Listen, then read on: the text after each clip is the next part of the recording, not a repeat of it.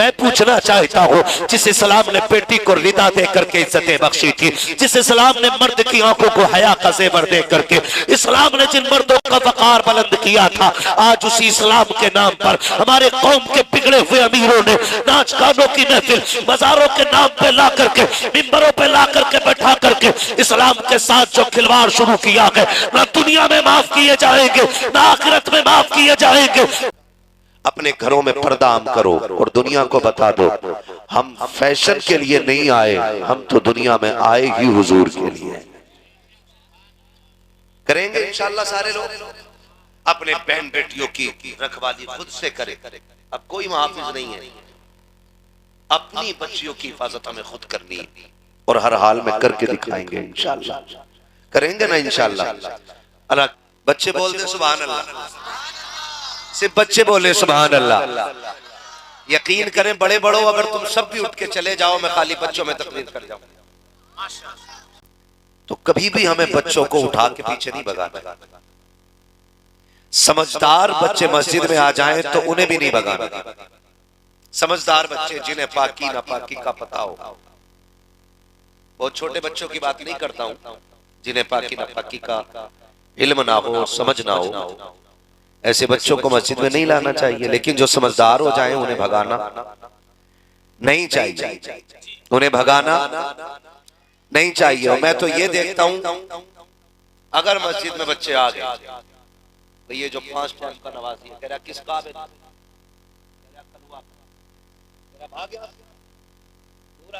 गुड्डू का, ऐसे कह के भगा दिए जाते हैं। हम बच्चों को बचपन से मस्जिदों में लाने के आदी बनाए, बहुत अच्छा, समझदारी की उम्र से उन्हें मस्जिदों में लाए, ताकि जब जवानी की दहलीज पे कदम रखे तो कान पकड़ने की जरूरत न पड़े।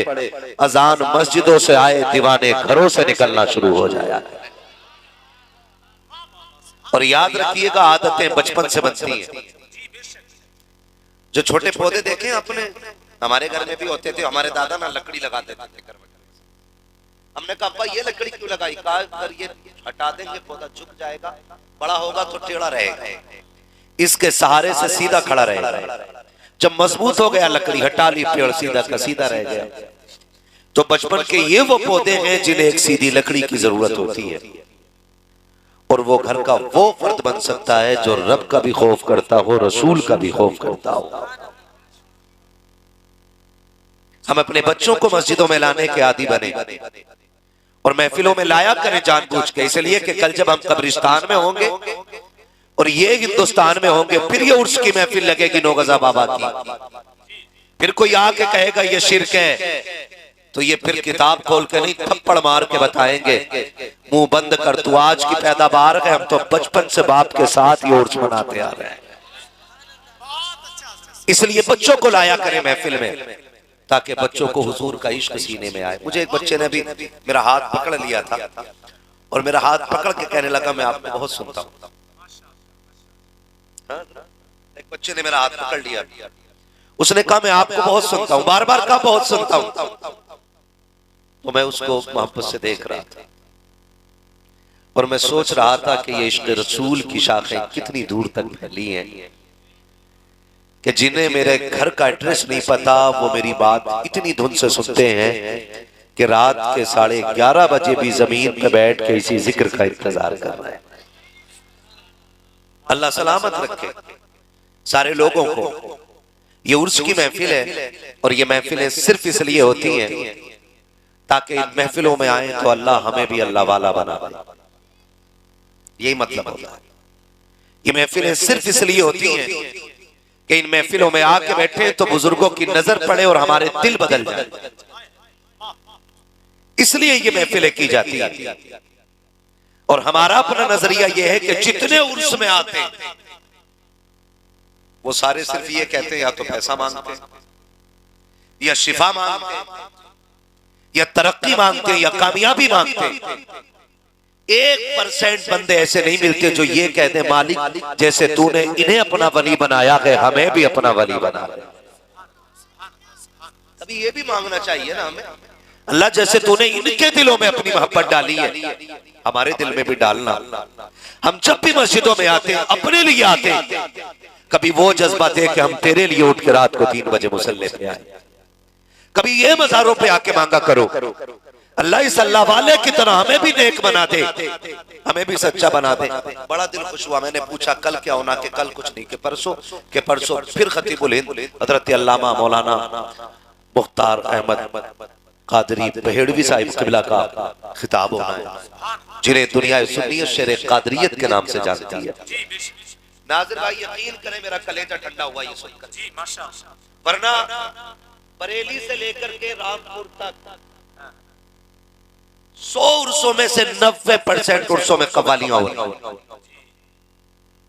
वाली उर्सों में हो रहा है। मैं कभी कभी सोचता हूं कि अगर साहिब मजार को निकलने की इजाजत होती ना, ऐसा थप्पड़ बजाते निकल के कान बहरे कर देते, और वो कहते तुमसे पूछते कि जिनके खिलाफ पूरी जिंदगी हम बोलते रहे तुम वही लाके हमारे मजारों पे करने लग गए। हैरत होती है आज उम्मत उस मकाम पे आके खड़ी है कि आज उम्मत का कोई पुरसाने हाल नहीं है। न बहन की इज्जत महफूज, न बेटी की इज्जत महफूज, न माओ की इज्जत है महफूज, और जिन पे बिगड़े हुए पे पैसा है वो कहते मजा नहीं आएगा बाबे मजार पे, मुकाबले में जब तक जवाब देने वाली टक्कर की ना हो। क्या मैं गलत नहीं कह रहा हूं? अगर तुम ये साबित कर दो कि ये दीन में है तो हम ये छोड़ के उसमें शामिल हो जाएंगे, और अगर ये साबित नहीं कर सकते तो फिर कहो मैं मुजरिम हूं आका मुझे साथ ले लो कि रास्ते में है जा बजा थाने वाले। कहो फिर इस बात को, जब ये दीन का हिस्सा नहीं तो मजार पे क्यों किसी की बेटी को लाके नंगा कर दिया जाता है? अभी हमारे सैयद साहब के पास फोन आया, कहा मुफ्ती साहब की तारीफ चाहिए, उर्स का प्रोग्राम है। उन्होंने पूछा क्या क्या होना है? कहा पहले दिन उर्स होना, फिर मुशायरा होना, फिर कव्वाली होनी। मैंने कहा मना कर दो, नहीं आ रही। कहा क्यों?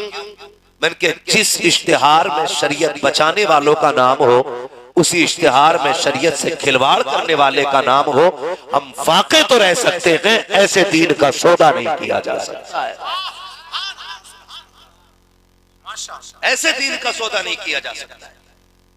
आए दिन वीडियो देखो, नाम कितने अच्छे अच्छे, और इन्हीं स्टेजों पे बैठ के दुपट्टे उतार दिए जाते हैं।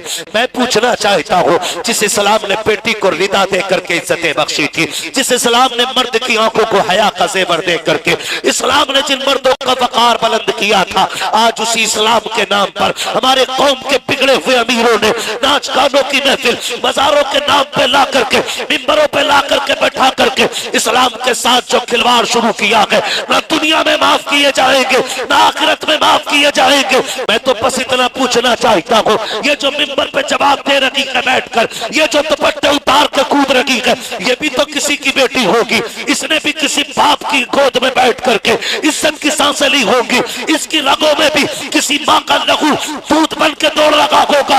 ये वही तो बेटी है जो खानदान की कभी इज्जत कहलाई होगी, ये वही तो बेटी है जिसको कभी खानदान वालों ने आबरू की निगाह से देखा होगा, लेकिन चंद पैसों के लालच में इस बेटी को दुपट्टा उतारना पड़ गया। और मेरी कौम के नौजवान जब किसी बेटी का दुपट्टा उतरता है, पैसों की गड्डियां लेकर के इस तरह से निछावर करते गए कि जो सर का दुपट्टा था वो गले में आया, गले का दुपट्टा जमीन पे आ गया।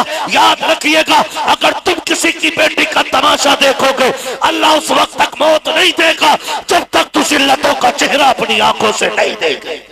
बहुत अच्छा हमें हो क्या गया है। मैं फिर मुबारकबाद पेश करता हूँ अराकीन कमेटी को, जिन्होंने ये महफिल सजा के इरादा किया है महफिल अल्लाह वाले की है तो बातें भी अल्लाह वाली की जाए।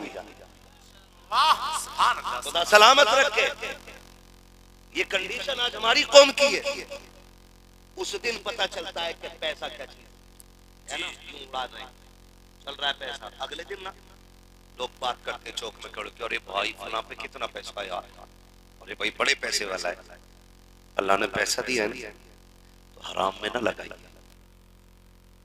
हराम में ना लगाइए। और जाओ, गारंटी है यही कव्वालों और नचनियों पे पैसे लुटाने वाले अपना रिश्तेदार हॉस्पिटल से कॉल करके ना ये कहते कि बेटे का ब्लड चेंज होना है, खून नहीं मिल रहा है, मिल भी रहा है तो महंगा मिल रहा है, पैसे नहीं है, तो कहता 5 मिनट पहले फोन कर लेता तो मैं दे देता। ये कंडीशन है। जाओ कभी हॉस्पिटल के बाहर खड़े होकर देखो दुनिया की हालत क्या है। 1.5 रुपए की टेबलेट के लिए मरीज तड़प रहे हैं, 1.5 रुपए की टेबलेट के लिए। कि एक दर्द की गोली मिल जाती तो चैन से सो जाते, उनके पास एक दर्द की गोली लेने के लिए पैसे नहीं। अल्लाह ने दौलत दी है ना, तो कभी जेब में डाल 1500 रुपए, चक्कर लगा हॉस्पिटल का, देख कितने गरीबों को पैसे ना मिलने की वजह से बेड नहीं मिल रहा है। हाँ, जमीन पे पड़े हो, ड्रिप लग रही है, जा किसी गरीब के 5 दिन की बेड का खर्चा उठा। गारंटी है मेरी, तू मर के कब्र में बाद में पहुंचेगा, मदीने वाला तेरी कब्र को रोशन करने पहले आ जाएगा। करो ना, कभी किसी का दर्द बांटो, कभी किसी का दुख बांटो, कभी किसी मुश्किल में फंसे हुए इंसान का हाथ पकड़ के उसे मुश्किल से बाहर निकाल, फिर देख कयामत में कितने मजे आएंगे। फिर देखो कयामत में कितने मजे आएंगे। आज हमारी कौम की कंडीशन ये है कि फैशन की दुकानें फुल मिलेंगी, होटल फुल मिलेंगे, और जाकर के देख लो कपड़ों की दुकानों पे भीड़ है, लेकिन स्कूल में हम जीरो खड़े नजर आ रहे हैं, तालीम में हम पैदल। बुरा ना मानिएगा, एक वर्दी पहन के होमगार्ड आ जाए ना सारे काम, क्यों उन्हें अपना हक ही नहीं मालूम, कभी पढ़े ही नहीं। जो काम 2 बातों से हो सकता था उसके लिए 10,000 देने पड़ते। किस बुनियाद पर? जहालत की बुनियाद पर। कमेटी वाले हैं आप?